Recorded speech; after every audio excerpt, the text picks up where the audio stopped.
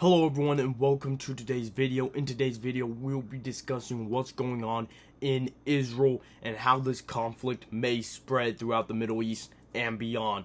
Let's first talk about the United States' involvement in the conflict. President Joe Biden, the President of the United States, is visiting Israel tomorrow, October 18th.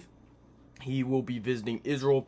Also, there are reports that the United States has picked 2,000 U.S. soldiers to be ready to be deployed to Israel. I don't know what they are doing in this aspect. I don't know if they're preparing them to fight or just as a deterrent, as the aircraft carriers that the United States sent by Israel when the invasion first started, as a deterrence to Iran and Hamas, and not Hamas, Hezbollah, and other terrorist entities like that. I don't know if that's supposed to be a deterrence, or we may be in a war with Iran or Hezbollah if they come against Israel during this time, during this crisis in Israel.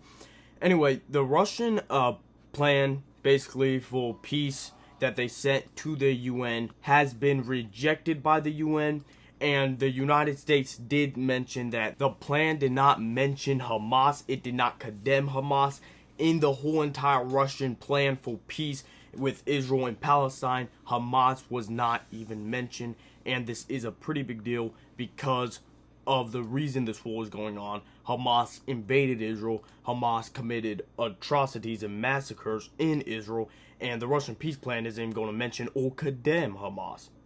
That is a pretty big deal. Russian President Vladimir Putin meeting Xi Jinping, the Chinese president. I believe it is today. He has already arrived in China. So while Biden's going to meet most likely Netanyahu and other Israeli staff, Putin is meeting Xi Jinping, and I believe they are going to talk about Ukraine, but not only Ukraine, they are 9 times 10 going to talk about Israel. If you've been keeping up with the news lately, China has not condemned Hamas. China has basically said what Russia has said. They want peace, and basically peace and stop the violence and stuff like that.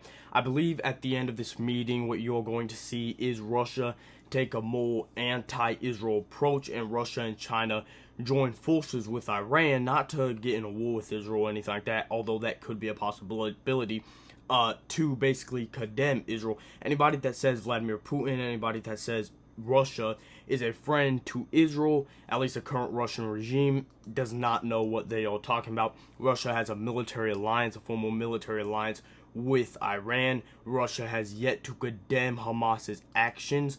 Their whole resolution, I just said this previously, did not even mention Hamas. It did not condemn Hamas. And the Israeli person that was at the UN did mention that. He said you must condemn Hamas, and America mentioned that, and that's why the plan didn't succeed. It did not work. It was it didn't get the votes it needed to actually begin and to implement. Putin is, I believe, in a couple of days, even weeks, you are going to see Putin lean more towards Iran, Hamas, Palestine, and Hezbollah against Israel. I believe China is going that way too, and I believe this could open the doors to World War III. Obviously, it's going to take a lot. World War III is just not going to pop up like that. But all it takes is for, let's say, Iran to enter the war, and then Russia enters the war because they have a military alliance with Iran, and then America enters the war because they do have a military alliance with Israel. So this could easily lead to World War III. It could easily get out of hand very fast. I'm not saying it's going to lead to World War III or anything like that. I'm simply saying it could. There's a real possibility of it. Again, what I said previously at the beginning of this video, the United States has picked 2,000 soldiers to be ready to go to Israel, to be ready to be deployed. Also, basically the head man in charge of the United States Armed Forces in the Middle East reportedly has visited Israel today ahead of Biden's meeting. So a lot's going on here. Obviously, we know the United States is a firm ally of Israel. However, when the casualties aren't mounting up in Gaza, if there is an invasion, we may see that change. However, from the looks of it right now, it does not seem like that is going to change.